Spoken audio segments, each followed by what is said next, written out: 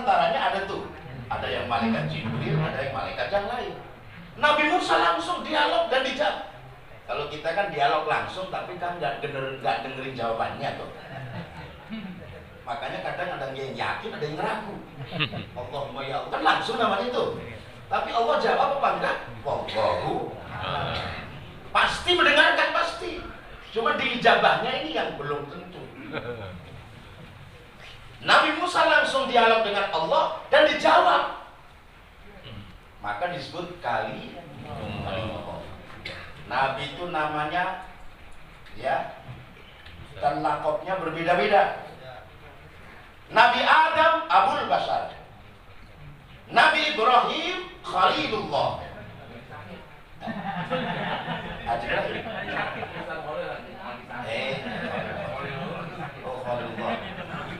Ya, iya.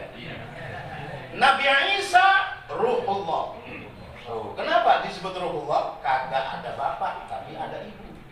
Roh Allah ditiupkan ke dalam perut Siti Maryam, kemudian hamil tanpa ada hubungan biologis. Maka oleh pengikutnya yang hulu, yang keterlaluan, akhirnya dianggap itu Isa anak Tuhan. Nah, kita enggak, kita kan qul huwallahu Allahus lam yalid wa lam yakul lahu. Coba baca bersama-sama. A'udzu billahi minasy syaithanir rajim. Bismillahirrahmanirrahim. Semua. Qul huwallahu ahad. Allahus samad. Lam yalid wa lam yulad wa lam yakul lahu kufuwan ahad. Alhamdulillah. Ikhlas ilah kagak apa. Lam yalid, itu intinya tidak beranak. Walam yulad, dan tidak beranak. Qiyamuhu binafsihi, berdiri sendiri. Wujuduhu azaliyun la bidayata lahu, adanya Allah itu azali zamannya, gak ada permulaan. Jangan dipikirin, pusing nanti. Terima ini, kok nggak ada permulaan? Itulah Allah. Beda dengan yang baru, mukhalafatuhu itu kaitan dengan tadi melihat Allah nanti di hari kiamat. Nabi Musa aja berusaha melihat Allah, tidak bisa. Allah bilang, coba kau lihat itu gunung, ya kan? Begitu lihat gunung, pingsan Nabi Musa alaihissalatu wassalam. Tidak sempat dia, pingsan dulu dia. Dahsyat, semaput. Inil. Semaput. Nanti di yaumil qiyamah kita insyaallah mendapat kesempatan melihat Allah Subhanahu wa taala. Amin ya rabbal alamin. Nah, karena Nabi Musa ini menjadi kalimullah, ya, langsung bisa dialog dengan Allah, maka banyak pengaduan masyarakat. Ada seorang laki-laki ahli ibadah, kalau malam qiyamul lail sampai pagi, dan kalau pagi sampai sholat tiap hari. Ini bagus nggak? Bagus, ibadahnya luar biasa. Kalau intikaf di masjid tuh Masya Allah, nyaris gak pernah keluar masjid. Kadang 3 hari nginep di masjid, 41 hari tidur di masjid, masak di masjid, makan di masjid, jogging di masjid. Gak pernah keluar masjid, persis kotak amal. Cuman kadang-kadang yang lain gak diperhatiin ini masalahnya. Ngaji kagak, ibadah iya, kan nol. Ini bapak-bapak ketemu Nabi Musa dan bilang begini, ya Musa Nabi Allah, tolong tanyakan kepada Allah, dengan ibadahku yang maksimal itu nanti saya ada di surga apa? Pede banget, yakin di surga. Siap, nanti saya tanyakan, kata Nabi Musa. Sementara ada seorang ibu-ibu ini ahli maksiat, pelacur, dan selesai khatam dan lulus dari pelacur, naik pangkat jadi mucikari dermo. Masya Allah. Seluruh dosa itu hampir sudah semua khatam.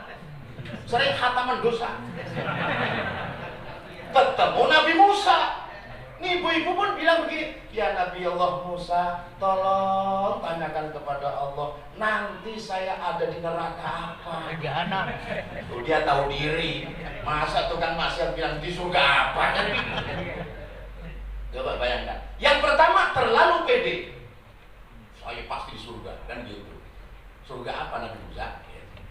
Yang kedua, ibu-ibu ini tahu diri ahli maksiat, di neraka apa nanti? Allah kemudian Nabi Musa kemudian munajat kepada Allah Ta'ala. Mohon maaf agak belibet ini ceramahnya, belum sarapan. Baru lemper atur. Air putih, aqua. Biasanya ada yang hitam-hitam. Kopi apa ini? Oli samping. Mobil, motor, bensin mulu kagak ada oli kebakar bisa. Orang begitu, apalagi ahli begadang, kopi itu setengah wajib. Gak paham juga ya kebangetan. Kalau murid-muridnya Syekh Habib ya Syekh Hasan Sadili itu wajib ngopi. Sadiliyah ngopi wajib untuk supaya biar kuat begadang munajat kepada Allah. Nabi Musa munajat kepada Allah dan tanya, ya Rabb Tuhanku, ada seorang laki-laki ahli ibadah, dia tanya kepadaku, di surga apa nanti dia ya Allah? Musa, katakan kepada dia nanti bukan ada di surgaku, tapi dia adalah termasuk penduduk neraka. Padahal ibadah. Iya. Di Masjid As-Solihin.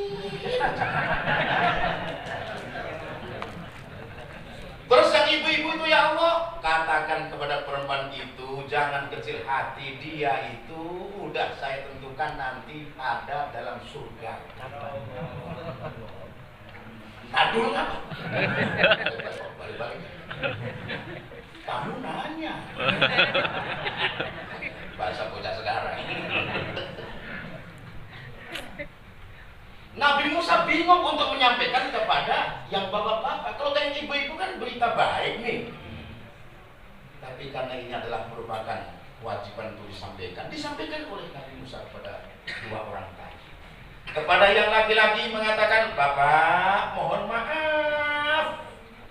Bapak ini nanti ada di neraka Allah. Langsung marah tiba. Bagaimana sih dia mencaci maki Allah? Gak adil Allah ini. Zalim ini Allah. Saya ibadah maksimal kok dimasukkan ke neraka. Mulai sekarang saya berhenti ibadah. Putus asa, akhirnya berbuat maksiat sampai mati dalam keadaan suul khotimah, masuk nerakanya.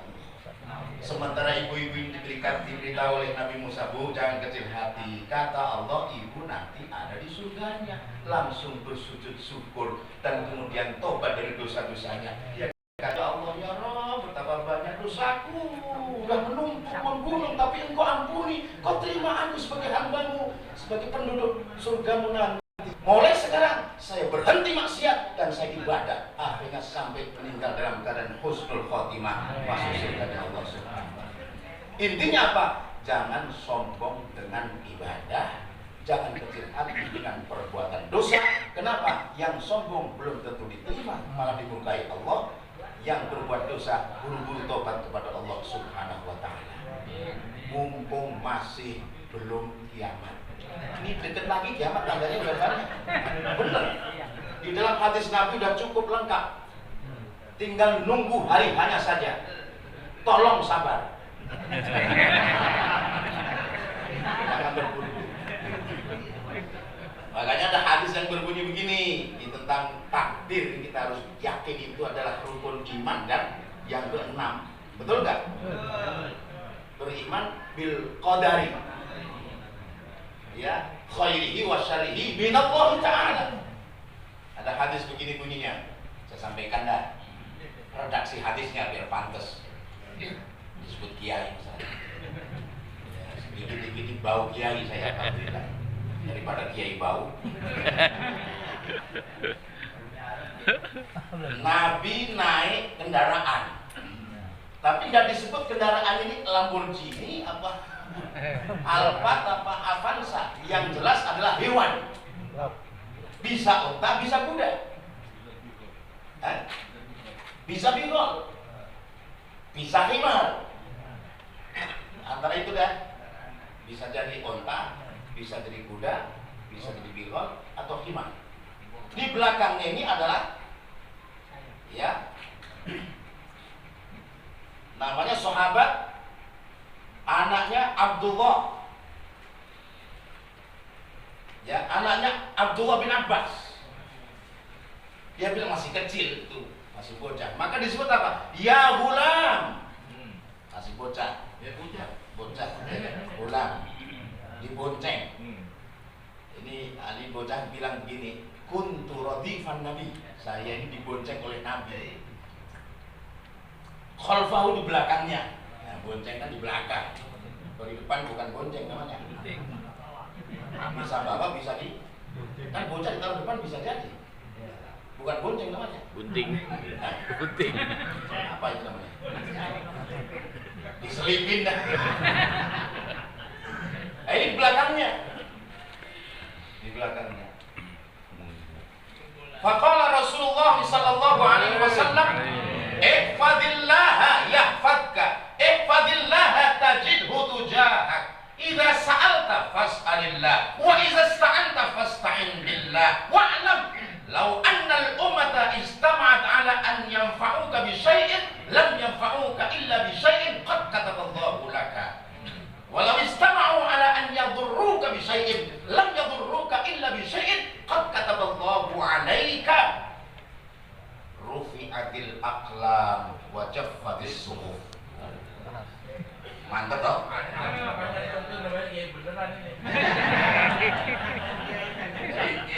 Kalau nggak beneran nggak dipanggil FKU. Bukan sombong, bukan. Ini Barutin, masya Allah. Ini lengkap ini hadisnya. Rawahu, sekalian aja sekalian. Rawahu Tirmidzi wa qala haditsun hasanun shahih. Alhamdulillah. Kok apa? Baru ngapalin tadi saya. Harus hafal. Alhamdulillah. Intinya yang paling bawah itu rufi'atil aqlamu wa jaffatis suhuf. Kolam udah diangkat, di Lauh Mahfuz itu udah takdirnya udah nggak bisa dirubah. Ini namanya qadha mubrom. Ada yang bisa dirubah, ada masalah tambahnya rezeki, masalah apa namanya ya keberkahan. Kan rezeki ada yang rezeki yang madmun yang mudah ditanggung oleh Allah, ada rezeki yang apa namanya ya tambahan, ziyadah itu ada. Ziyadah rezeki karena istighfar, ziyadah rezeki karena ngurus anak, ziyadah istri lagi. Rezeki karena nikah lagi. Tambah rezeki lagi. Alhamdulillah. Jagalah Allah, pasti Allah menjagamu, kata Nabi. Jagalah Allah, pasti Allah selalu ada di depanmu. Maksudnya membela, bukan berarti di depan benar-benar tuh, itu namanya mujassimah. Atau ada tongkrongannya itu bukan begitu. Pasti Allah membela. Kalau mintalah kepada Allah. Kalau mohon pertolongan, mohonlah pertolongan kepada Allah. Dan kamu harus tahu, seandainya umat berkumpul untuk memberikan manfaat kepadamu, maka mereka tidak akan sanggup memberikan manfaat kecuali yang telah ditentukan oleh Allah untukmu. Dan jika mereka berkumpul untuk memberikan madarat kepadamu, tidak akan bisa memberikan madarat kepadamu kecuali dengan apa yang telah ditentukan oleh Allah atasmu. Rufi'atil aqlam wa jaffatis suhuf. Diangkat sudah kolam, itu lembaran sudah kering. Ini ahli ibadah kok neraka tempatnya, ditentukan sudah. Ini pelacur kok surga tempatnya, sudah ditentukan. Nah kita ini mudah-mudahan juga udah ditentukan sebagai penduduk surga. Nah tetap istiqomah, jangan putus asa. Apapun yang terjadi, jangan seperti bapak-bapak tadi itu memaki Allah. Allah dimaki.